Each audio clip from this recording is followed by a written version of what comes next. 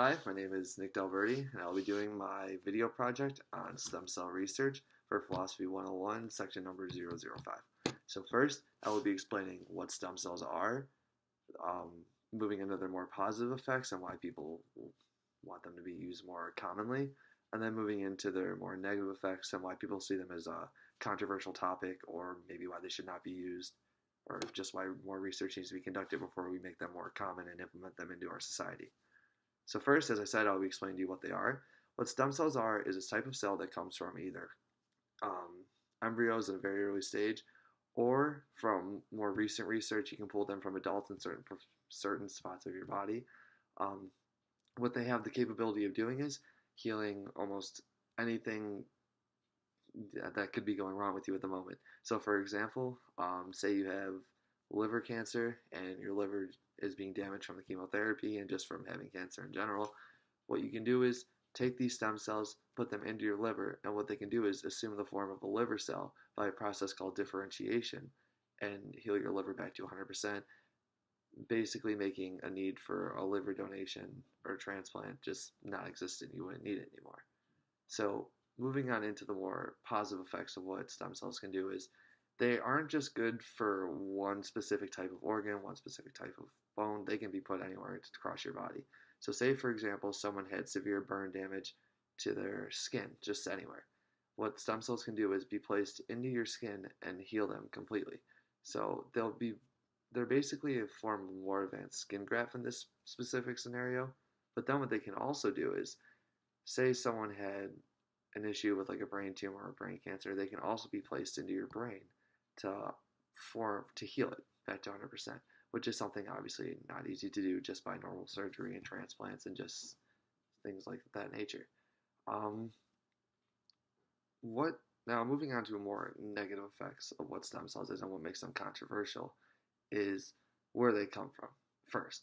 So where they come from is embryos, which are in a very early stage of human life, and some people argue that what is being done is they are taking a human life and just basically preventing it, which I mean personally I disagree with. I think that um, for to further human development and just medical in general, you're not necessarily stealing a human life, but making others longer and more successful.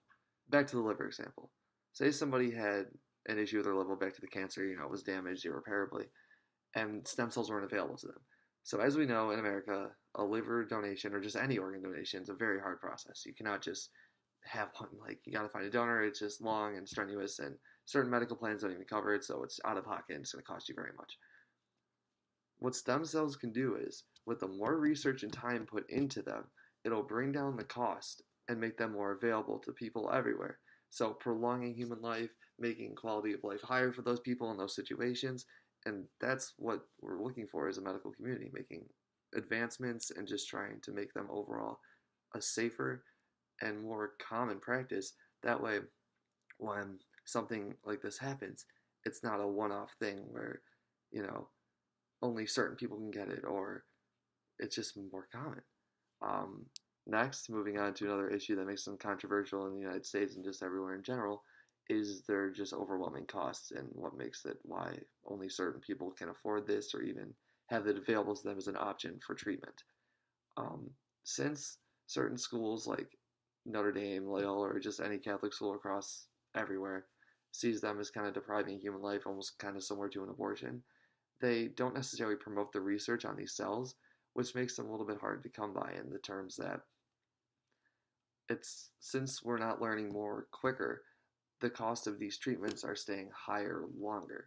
So if we were able to make research on this more common and less controversial, what that could do is make them more available, bringing costs way down and making them available to more people who need them. For example, but going back to the liver example. So rather than a person relying on an organ donation, what they can do is then look for a treatment in stem cells, which, if we allowed more research to be conducted, the price would go way down and arguably be more effective to that person. So over the course of this video, I explained what stem cells are, their positive effects, and their negative effects. Now, for me personally, I started out believing that stem cells are the way we need to go.